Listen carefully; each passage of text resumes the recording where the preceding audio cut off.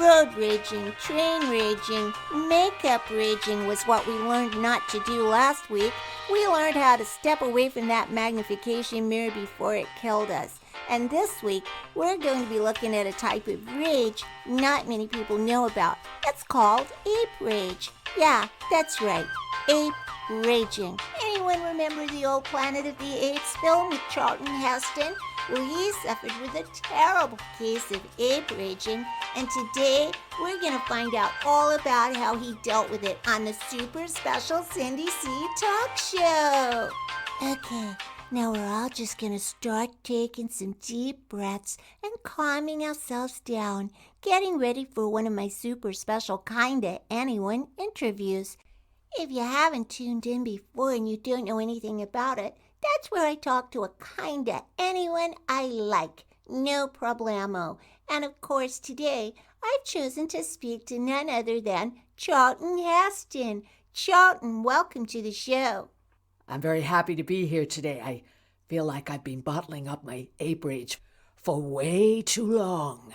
Charlton, you're scaring me a bit. I understand though, Charlton, because it's not easy dealing with any kind of rage, let alone ape rage. So can you please take us to the famous scene in the film? You know, you've been caught in a big net by a pack of apes, and you're squirming around, getting super angry, and finally you say, "Get your stinking paws off me, you damn dirty ape."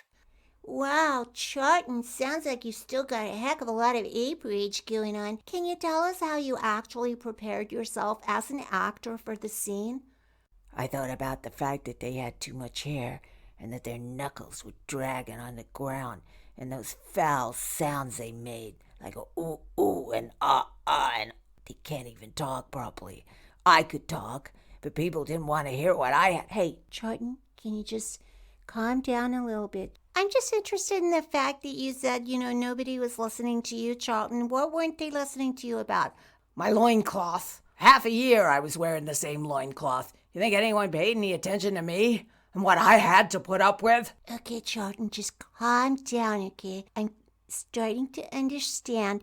You didn't have a very nice loincloth, and those gorillas on horseback had really nice purple kind of uniforms, and it looked really good with their black hair in the sunshine. They had guns as well, and you had nothing. So I'm supposing that kind of contributed to your ape rage as well? Nothing but some piece of dirty, filthy rag that you wipe a car with. Okay, Charlton, I think we all understand now that ape raging is a really difficult mental disorder, and it's probably one of the hardest ones to live with in the whole world.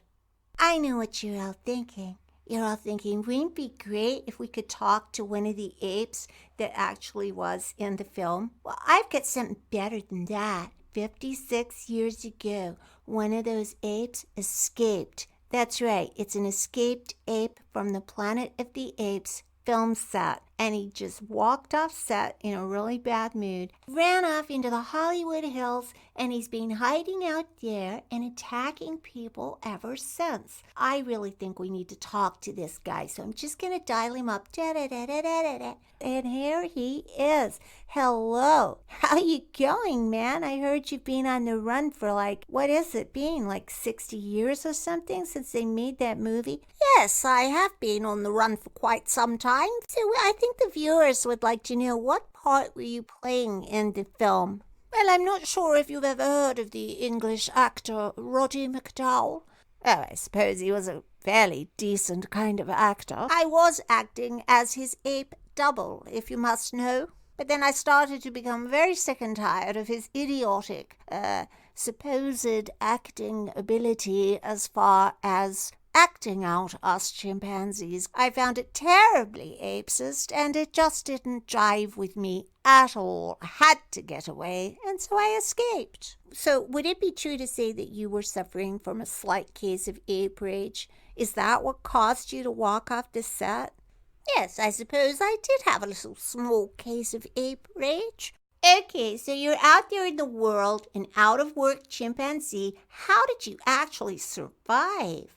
Ah, now that's where my acting skills really came in handy. I just pretend to be a hitchhiker, keep my head down, Had a cap on. No one could see my face, right?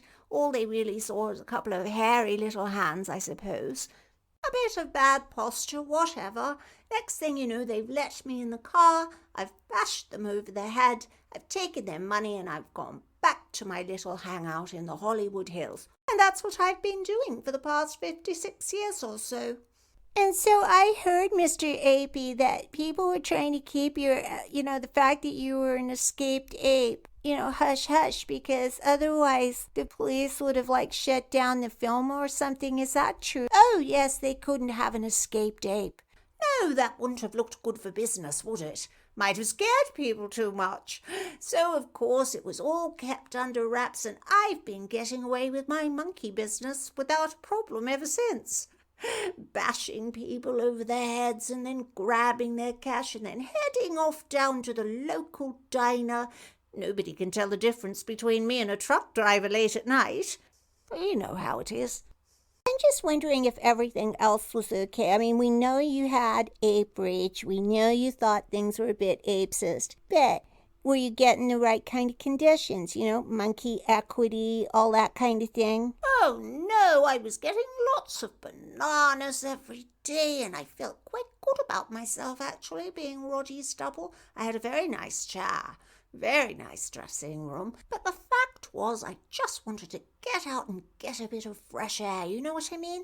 I didn't want to be roped into another series or sitcom playing an ordinary chimpanzee. I was sick of being typecast. I just had to get out of there, and so I did. Well, thank you so much for sharing your story with us, Mr. Apey. I hope you keep having a great time in your Hollywood Hills hangout. Bye for now. Bye for now, Cindy. It's been wonderful being on your show. And if anyone out there happens to know of any interesting parts, and I mean interesting, for chimpanzees, please let me know.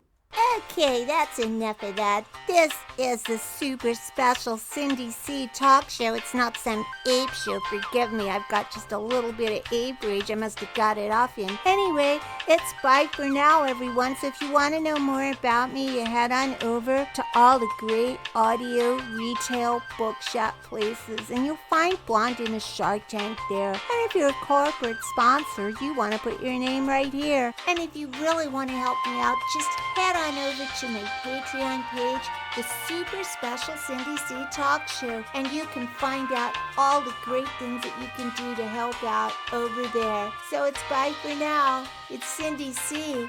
Yeah.